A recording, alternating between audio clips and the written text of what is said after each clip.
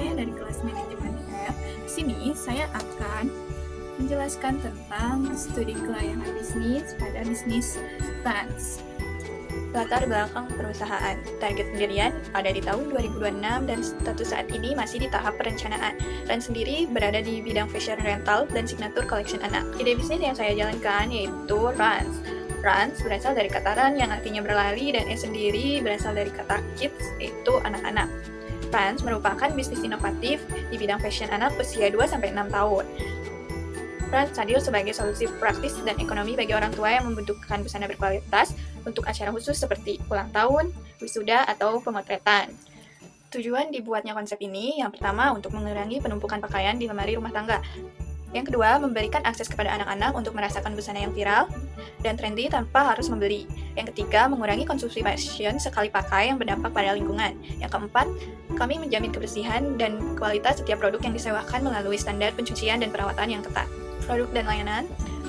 Dalam rental ada baju sehari-hari yang berkisaran 50-80 ribu, yang kedua baju muslim anak yang berkisaran 50.000 sampai 150.000 per hari, yang ketiga ada baju pesta yang berkisaran dari 80.000 sampai 150.000 per hari, yang keempat ada kostum atau tema dan aksesoris yang berkisar 120 sampai 220.000, dan yang kelima ada paket tari atau untuk Agustusan ada di harga 100.000 dan 180.000. Koleksi rancangan busana sendiri ada produk gaun muslim anak yang berkisar 70.000, ada gaun muslim dan kerudung yang berkisar 100.000, ada celana anak yang berkisar 45.000.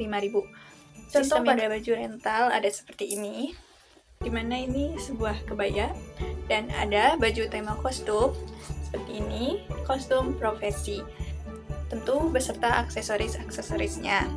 Dan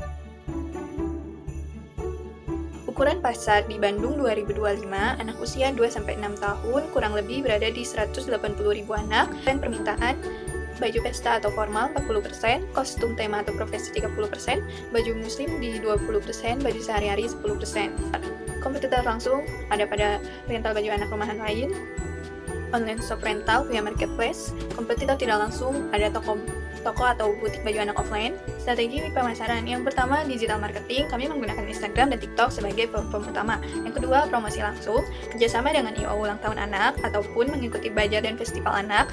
Yang kemudian, yang ketiga ada partnership, kolaborasi dengan jasa foto anak atau keluarga, kerjasama dengan TK.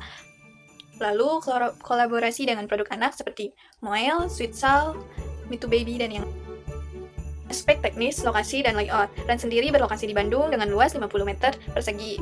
Dan layoutnya dengan area display, ada etalase produk sewa dan produk jual, ada meja fitting untuk customer, dan ada cermin yang ukurannya besar. Lalu area penyimpanan, ada penyimpanan busana sewa, ada lemari penyimpanan busana made by Runs, dan ada sistem labeling yang jelas. Kemudian ada area operasional, di mana ada meja kerja untuk packing dan quality check, ada area produksi seperti meja-meja mesin jahit dan pemotong kain, lalu ada peralatan kebersihan dan sanitasi. Proses operasional. Pada alur rental, yang pertama yang harus dilakukan yaitu membooking via WA. Kemudian setelah dikonfirmasi, DP 50% dan deposit 100.000. Pengambilan baju di H-1, pengembalian ada di H+3. Jika ada barang hilang atau kerusakan pada baju, maka pelanggan harus mengganti rugi sebesar 100.000. Lalu ada alur pembelian produk kita dengan sistem pre-order sebulan.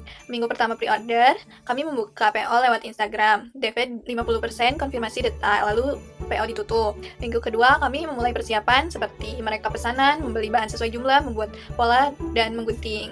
Minggu ketiga, mulai produksi. Kami mulai menjahit, lalu foto, update ke pelanggan, progres yang kami lakukan. Minggu keempat, finishing, pelunasan, dan pengiriman. Manajemen, struktur organisasi. Ada saya sebagai owner dan founder, lalu ada admin dengan gaji 3 juta per bulan, dan ada helper, laundry dengan gaji 2.500.000 per bulan.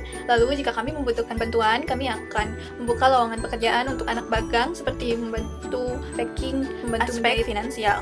Proyeksi modal awal, total modal 140 juta dengan rincian. Yang pertama, sewa dan renovasi 23 juta, peralatan 26.500.000, teknologi dan branding 20 juta, stok awal 45 juta, modal kerja 3 bulan 25.500.000. Sumber modal berasal dari tabungan pribadi 50 juta, pinjaman keluarga 40 juta, dan KUR 50 juta.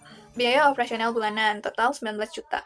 Biaya tetap 11.500.000. seperti sewa, gaji admin, gaji helper, listrik dan air, serta internet. Biaya variabel atau biaya lainnya ada laundry, marketing, bahan baku, dan packing. Ekonomi, aspek sosial ekonomi. Manfaat untuk ekonomi, tentu kami menciptakan lapangan kerja, pemberdayaan penjahit dan supplier lokal, dukungan ekonomi kreatif, hemat untuk konsumen sekitar 70-80%. Manfaat sosial, edukasi konsumsi berkelanjutan, akses fashion berkualitas untuk semua, solusi praktis ibu rumah tangga. Dampak di lingkungan, kurangi limbah tekstil 1000 pieces per tahun, bahan ramah lingkungan, dan packaging daur ulang. Aspek hukum, pada legalitas usaha ada NIB di bulan Januari, NPWP usaha, IUMK di bulan Februari, sertifikat laik sehat di bulan Maret, HKI, merek Runs, hak cipta, desain, signatur. Ketenagakerjaan ada PKWT tahun pertama, BPJS bulan ketiga, upah kurang lebih dari UMK Bandung. Perlindungan konsumen sesuai syarat dan ketentuan rental jelas, kebijakan privasi, dan garansi produk. Rekomendasi ROI menarik. Yang kedua, potensi pertumbuhan tinggi. Yang ketiga, risiko terkelola, modal relatif kecil, aset bisa dijual, BEP jelas. Kesimpulannya, aspek manajemen menunjukkan struktur organisasi yang efektif dengan owner yang memiliki passion di bidang fashion anak serta SDM yang kompeten. Dari aspek finansial, kebutuhan modal awal sebesar 140 juta rupiah bersifat realistik dengan proyeksi pendapatan yang dapat dicapai. BEP dalam 18-24 bulan, serta ROI sebesar 3-20% pada tahun kedua. Selain itu, bisnis ini memberikan dampak sosial ekonomi positif berupa penciptaan lapangan kerja, dukungan terhadap ekonomi kreatif lokal, edukasi konsumsi berkelanjutan, dan pengurangan limbah tekstil. Dari aspek hukum, perizinan jelas dan kepatuhan terhadap regulasi dapat dipenuhi sehingga perlindungan konsumen tetap terjamin. Terima kasih. Sekian dari saya, mohon maaf bila ada kesalahan kata. Wassalamualaikum warahmatullahi wabarakatuh.